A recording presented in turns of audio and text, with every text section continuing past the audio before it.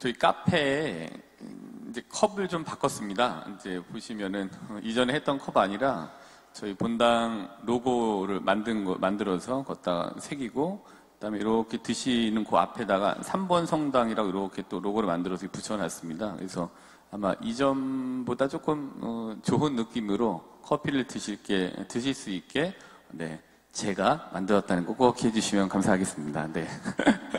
네, 오늘 내려가셔서 한번 보시면서 기분 좋게 이렇게 차 아니면 커피 이렇게 드시고 가면 좋겠습니다.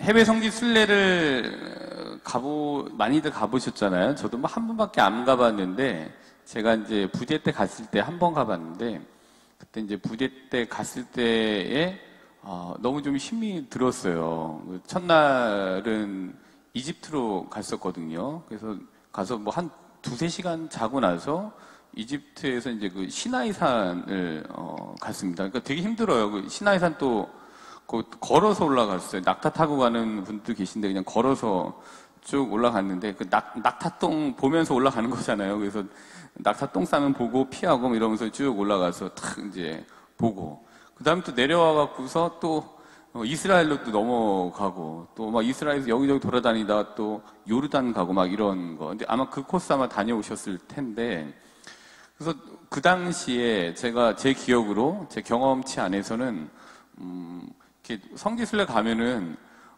여기 찍고 또 이동하고, 그 다음에 물 한 잔 마시고 또 빨리 이동하고, 그 다음에 사진 빨리 찍으세요 하고 빨리 이동하고, 그 다음에 여기가 자케오가 올라갔던 나무예요, 사진 찍으세요 하고 우르르 사진 뭐 순서 기다려서 쭉 찍고 버스 타고 또 막 이동하고, 뭐 그랬던 기억이 나요.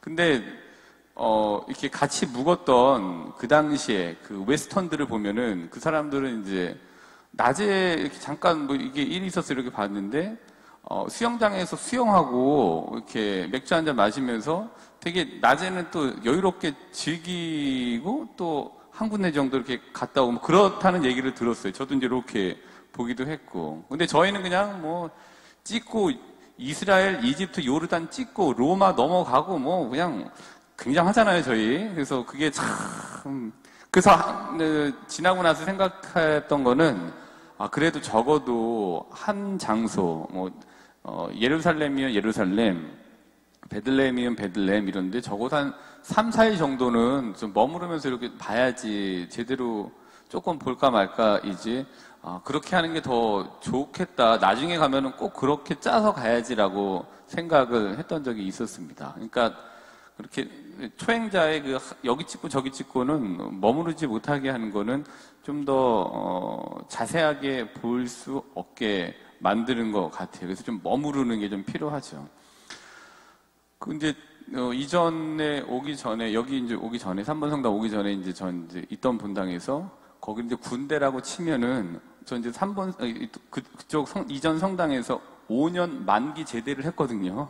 근데 이제 5년 만기를 채워갈 쯤에 저희 한 친구가 거기 이제 한 달 정도 있었나 봐요. 뭐 실습 때문에. 그래서 같이 이제 그쪽에 대해서 이야기를 하는데, 그래서 그때 그분은 이러셔. 이 장소는 이렇고 그냥 거기 분위기는 이러해라고 제가 얘기했잖아요. 저는 5년 만기를 거의 채워간 거예요. 근데 한 달 만기 제대한 사람이 저한테 그렇지 않아. 거기는 그런 데가 아니야. 거기는 말이야 분위기가 이러하고, 그분 또 그런 분이 아니라니까. 잘 몰라서 그러는데. 생각을 해보세요. 제가 5년 만기 제대하는 본당 신부로 거기 살아가고 있는데, 한 달 남짓밖에 살지 않았던 그 단기 사병이 어떻게 그거를 그렇게 잘 알아요. 근데 제가 거기서 그게 아니라 그때랑 많이 변했어 라고 이야기하고, 그렇지 않아 라고 이야기를 하면은 개명쩍어 하거나 먼쩍어 할 것 같아서 제가 아무 말도 하지 않고, 그래 그렇구나 라고 하고 이제 그냥 쑥 넘어갔던 적이 있었습니다. 잠깐 아는 게 참 굉장히 많은 확신을 가져줘요. 그래서 차정원 신부님이 흔히 이야기하셨던 것 중에 한 가지가, 이 세상에서 제일 무서운 사람이 누구냐라고 이렇게 말씀하실 때, 책 한 권 읽고 바득바득 우기는 사람 절대 못 이긴다.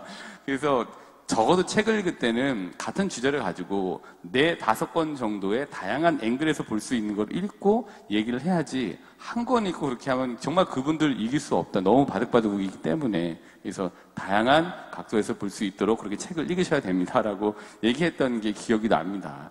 우리가 여러 가지 말씀을 드렸는데 머무른다라는 것은 조금 더 자세하게 볼 수 있게 해주는 것 같고, 머무른다라는 거는 잠깐 있던 것과는 다르게 거기에 이제 젖어들게 만드는 그런 효과가 있는 것 같습니다. 물론 고인물이 돼서 고인물의 나쁜 행태들이 나타나는 것도 저희가 목격하게 됩니다만은, 거기에 잘 머무르는 이들의 머무름은 거기에서 조금 좋은 것들을 많이 보고 거기에 젖어들 수 있는 기회를 많이 획득하게 되는 것 같습니다. 이렇게 머무른다라는 주제를 가지고 오늘 복음 말씀을 한번 보시면은, 오늘 이제 요한복음 지금 1장 35절부터 42절인데요. 여기 이제 요한의 제자들이 예수님을 이제 따라갔잖아요. 그랬더니 38절에 보시면은 예수님께서 그들이 따라오는 것을 보고 무엇을 찾소라고 이제 물어보시죠. 그랬더니 그 따라오던 요한의 2 제자들이 랍비 지금 어디에 묵고 계십니까? 라고 이렇게 좀 얘기를 합니다. 그랬더니 39절에 와서 보아라. 그리고 그날 그분과 함께 그들이 묵었다. 때는 오후 4시쯤이었다. 근데 이거를 그냥 쭉 한번 요약을 해보면 이렇게 요약할 수 있는 것 같아요. 예수님의 말씀을 놓고 하느님의 어린 양인 나에게 무엇을 찾소라고 하는 것을 요약해 볼 수 있는 것 같습니다. 즉 하느님의 어린 양인 나에게 원하는 것이 있으면 나에게 와서 나와 함께 묵어봅시다 라고 얘기하는 것이 오늘 전체 이 복음 내용의 요약인 것 같습니다. 조금 더 간단하게 얘기를 한다면 나와 함께 머물러 보시오 라는 게 오늘 이 복음 말씀의 이 전체적인 요약이라고 볼 수 있는 것 같아요, 저는. 근데 이제 이건 이제 예수님께서 이렇게 말씀하신 걸 요약한 거고, 그러면 이제 우리는 독자 입장에서 여기 안에 있는 출연진들에게 이렇게 질문을 해볼 수 있는 것 같아요. 예수님을 따라왔던 요한의 2 제자라고 하는 이들을 출연자라고 놓고 봤을 때 독자인 우리는 이렇게 얘기할 수 있는 것 같아요. 등장인물에 대해서. 그럼 여러분, 하느님의 어린 양이신 예수님과 함께 머무르면서 무엇을 발견했소? 라고 질문할 수 있는 것 같습니다. 그들이 독자인 우리에게 이렇게 대답하는 것 같아요. 우리는 그분이 그리스도이심을 발견했어 라고 얘기하는 것 같아요. 그리스도, 그러니까 이 축성된 자이고 메시아이시다. 그러니까 그러니 우리가 그분이 그리스도임을 확인했으니 이거를 읽는 여러분들도 그리스도이신 그분과 함께 갑시다. 그분에게로 갑시다 라고 우리의 질문에 대해 대답을 해주는 것 같아요. 그러니까 그들이 이제 예수님의 제안을 받아들이고 가서 같이 묵었고, 그러면서 그 예수님과 함께 묵음으로 인해서 그들에게는 어느 정도는 모르겠지만 변화가 찾아왔습니다. 그래서 이런 맥락에서 보면은 복음의 내용들을 한번 이렇게 보시면은 저는 이렇게 봤더니 대개의 경우에 일어나는 일들을 보면 예수님과 함께 머무르면서 일어나는 일들에 대해서 전해주고 있는 게 이제 복음인 것 같아요. 한번 성경 속으로 들어가 보시면은 제가 자주 이용하는 루카복음 19장 1절부터 10절 자케오의 이야기 있잖아요. 자케오가 이제 앞질러 갔었고 돌 무화과 나무 위로 올라갔었고 거기에서 지나가시는 예수님을 봤고 예수님께서 내려오라고 했고 오늘은 이 자케오 당신 집에 좀 머물겠소라고 말씀하시고 자케오가 얼른 내려와서 예수님을 자기 집으로 모셨고, 즉 모셨다라는 거는 예수님과 함께 묵었다, 예수님과 함께 머물렀다라는 거잖아요. 예수님과 함께 묵고 머물렀던 자케오에게 찾아왔던 변화를 8절에서 보시면은 결국에는 제 재산의 반 가난한 사람들에게 내놓겠습니다. 그리고 제가 횡령했다라면 4곱절로 갚겠습니다. 라는 변화가 이제 자케오에게 찾아왔죠. 근데 이 변화는 예수님과 함께 묵었기 때문에 또 머물렀기 때문에 찾아왔던 변화임을 우리가 성경 본문을 통해서 발견해낼 수 있습니다. 이건 이제 루카복음이었고, 요한복음 2장 1절부터 12절을 한번 참조해 보시면은 이게 이제 카나의 혼인잔치이잖아요.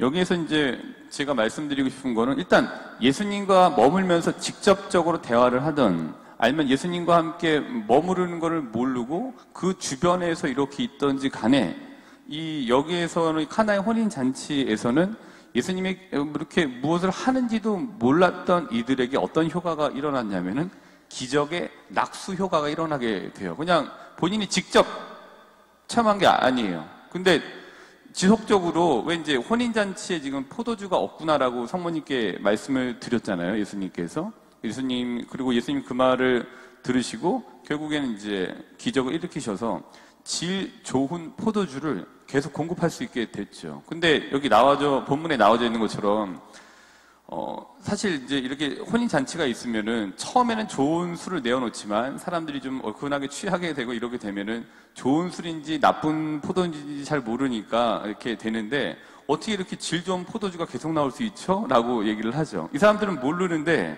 그 예수님과 함께 묵었던 그 공간에 있음으로 인해서 이들은 기적의 낙수 효과를 간접적으로 보게 된 거라고 저는 봤습니다. 이게 이제 같이 머물러 있으면 직접적으로 머물러 있어도 그렇고 간접적으로 그 주변에 이렇게 있더라도 그런 것들을 보게 되니까 그러기에서 떨어지는 여러 가지 효과들을 또 의도치 않게 예기치 않게 받게 되는 것도 같아요. 이게 이제 머물름이 가져다주는 효과인 것 같습니다. 그리고 한 2장을 더 넘겨보시면은 요한복음 4장 1절부터 42절을 보시면은 여기에 이제 사마리아 여인과의 대화가 나옵니다. 그래서 사마리아 여인과의 대화 중에 40절부터 41절을 보시면은 이 사람들이 예수님이 어떤 분인지를 알게 되었습니다. 그래서 40절에 보시면은 이 사마리아인들이 예수님께 와서 자기들과 함께 머무르시기를 청하자 그분께서는 거기에서 이틀을 머무르셨다. 그리하여 더 많은 사람이 그분의 말씀을 듣고 믿게 되었다. 이렇게 됐습니다.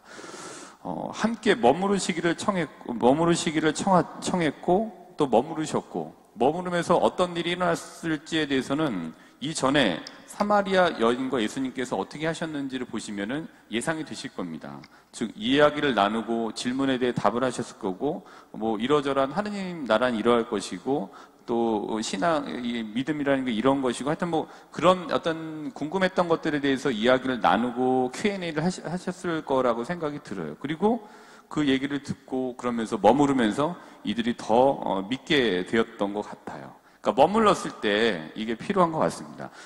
이런 것들이 우리에게 가져다 주는 것 같아요. 머물렀을 때. 그러니까 책, 공간, 사람, 나라 또는 이런 일선에 있는 우리 본당에 잘 알기 위해서는 머물러야 되죠. 책을 조금 더 심도 있게 읽으려면은 거기 나와져 있는 자구들에 굉장히 좀 머물러야 되죠.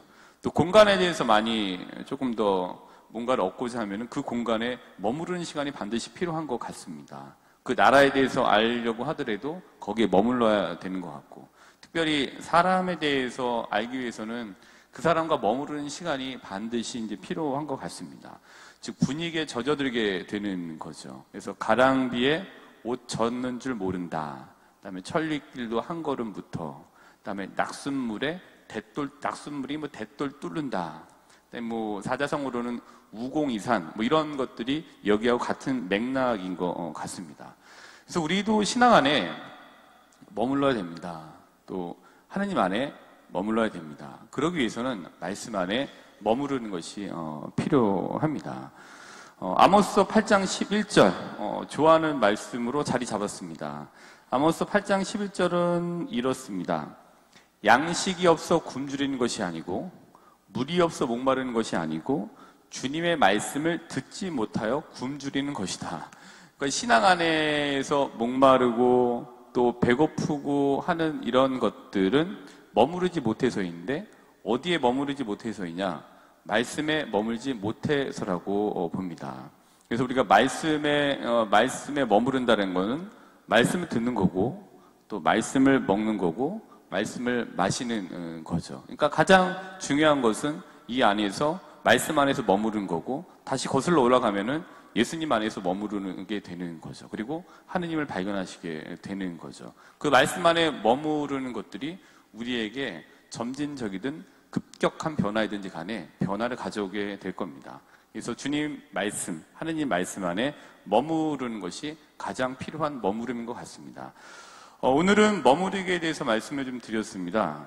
사람에 대해서, 또 책에 대해서, 또 공간에 대해서, 또 나라에 대해서 알기 위해서는 머물러 봐야 하는 것 같습니다.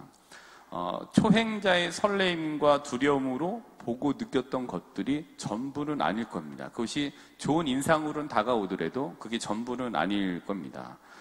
머무른다는 것은 젖어든다는 것이기도 합니다. 그리고 믿음 또는 신앙의 또 다른 말은 머무르기가 아닐까 합니다. 그러기에 이번 한 주간 믿음과 신앙의 또 다른 말인 머무르기를 기억하시면서 이 말씀 안에 말씀을 읽고 말씀 안에서 잠시라도 머무르시기를 제안해 드립니다.